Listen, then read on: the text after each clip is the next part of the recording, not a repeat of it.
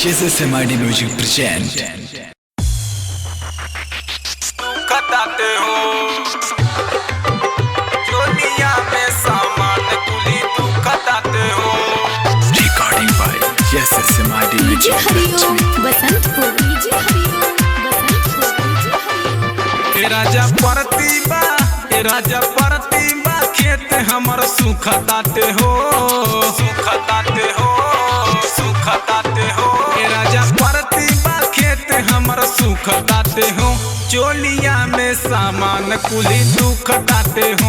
चोलिया में सामान कुली दुखताते हो।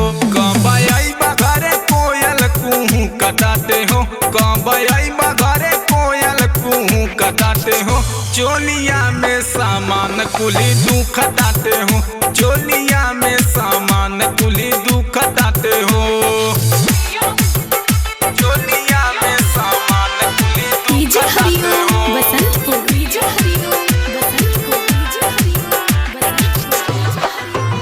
तुता बस गईला जाके परदेश हो परदेश हो।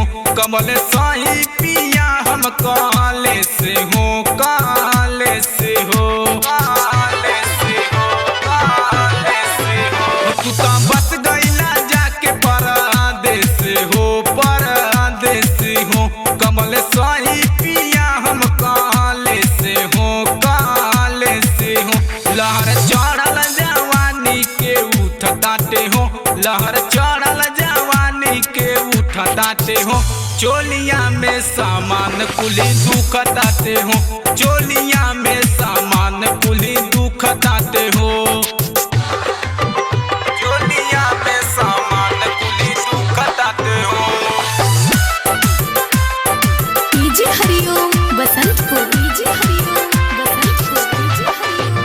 पिया सोनू सुती जब रात के हो रात के मिले भोरमा तकियावा छाती से हो छाती से छाती से छाती से।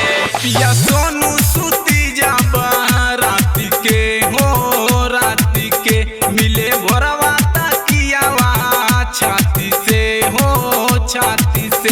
देवरा सूरज दर्द नहीं बुझताते हो। देवरा सूरज दर्द नहीं बुझताते हो। चोलिया में सामान कुली दुखताते हो। चोलिया में सामान हमर दुखताते हो। राजा प्रतिभा खेत हमर सुखताते हो। चोलिया में सामान कुली दुखताते हो। चोलिया में सामान कुली दुखताते